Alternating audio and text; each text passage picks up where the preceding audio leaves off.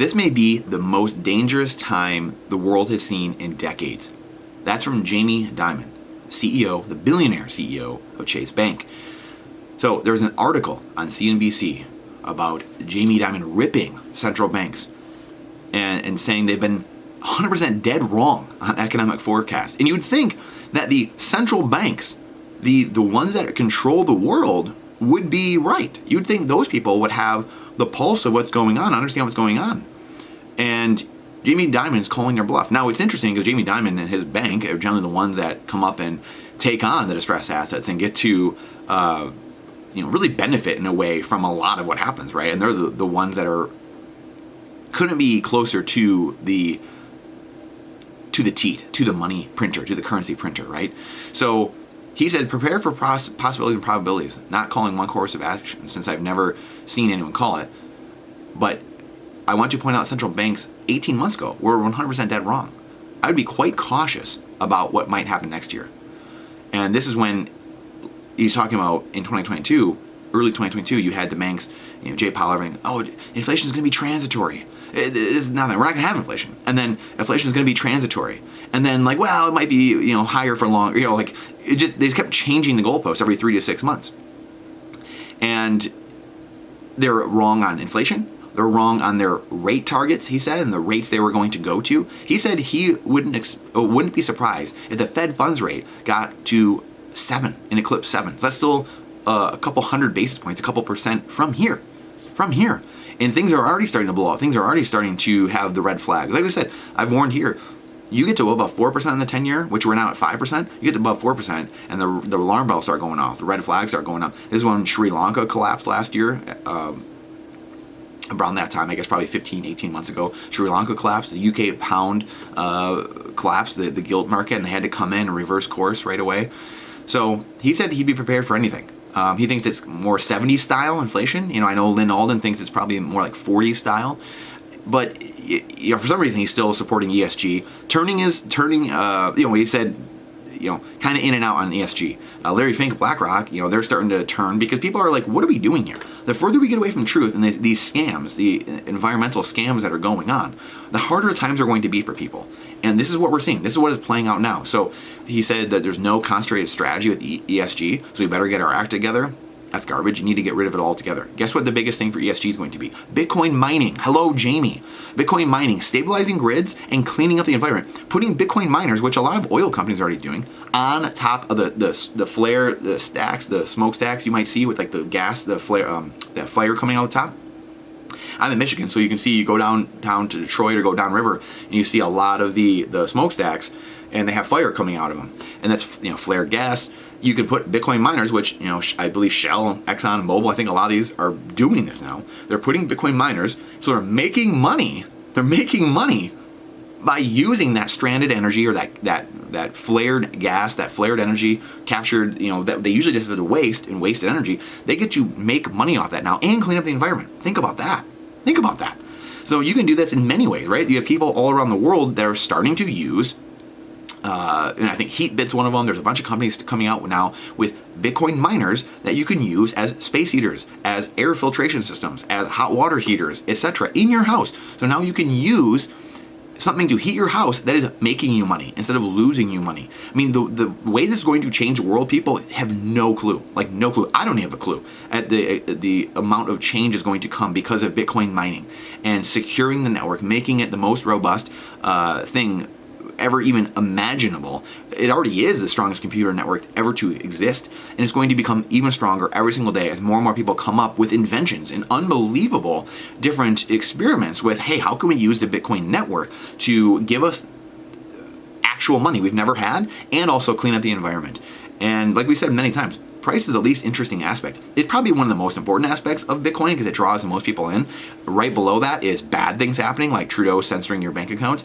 But then the most interesting aspect is not price, though. The most interesting aspect is all the use cases for Bitcoin and Bitcoin mining. That is the most interesting aspect of Bitcoin and what it's going to do for the world. So Jamie Dimon, he's ticked. He's ticked. The guy, the big boss, the guy, he's one of the bosses you see at the end of the levels in Mario, towards the end of the game. He's one of the big guys. And, it's very interesting. I have no idea. I don't know how to read it, of why he's coming out and slamming them. You know, these guys probably position. They probably send a memo and be like, hey, Jay, I'm gonna come out here and rip you guys because I got to save face a little bit here. You know, so, you know, like Treasury or well, Treasury isn't either, I guess, technically, but the Federal Reserve, they're not elected officials, so like, you know, whatever. All right, do what you have to do, Jamie.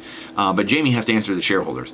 So, you know, that's, you know, it could be the reason here. But the most important thing is to hear, you know, in between the lines, kind of see what he's saying, but also where are the trends going? What are things doing in the future? That's why I just talked about Bitcoin. Again, when you start seeing the Bitcoin, just the video about the guy had a bunch of questions about Bitcoin and commenting on the video and kind of broke that down step by step. I was in that place too. This is why every video comes back to it, because I don't want to sit here and give you current events, right? And be someone who's pontificating on political things, because that was me 20 years ago. And just red versus blue, it's their fault. You know, there's no point in doing that, because the answer doesn't lie within the red versus blue, the dichotomy of, you know, the false prison of two ideas. There's no answer there. You're not going to win by saying, well, my party's right over your party. Not going to happen. It's orange versus green. It's realizing it's not red versus blue, it's the state versus you. It's collectivism, the government, versus the individual.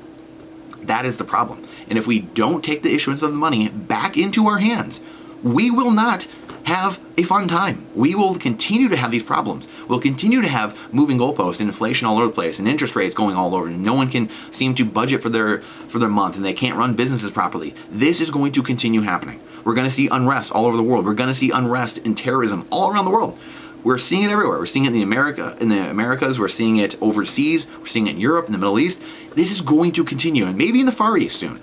And I can guarantee, and I've been saying this for how long, this will continue happening. It is so frustrating to know we can make a decision like that and change the money we're using, and all of a sudden things start healing because the whole world now gained property, wealth, property rights, wealth, liberty, freedom, all in the snap of a finger. Because that's what money is. Money, at the end of the day, is psychology. It is belief. It is faith. And right now, we for some reason believe and have faith in a currency that robs us every single day. Don't ask me why, other than being brainwashed for 100 years, 200 years in the government-run school systems, and people being taught that, oh shucks, this is the way we do things. Times have changed. Let's change. The last 10 years, 12 years for me have been the most informative time of my life because of self-education. When I left formal education, self-education was what opened everything up for me. Formal education does nothing for you. Nothing. Zero.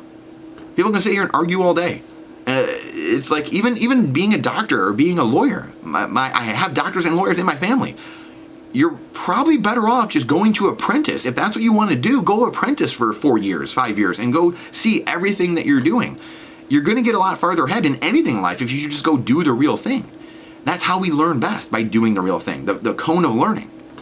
The least retention is reading something generally, or one of the least ways to retain something that you're learning.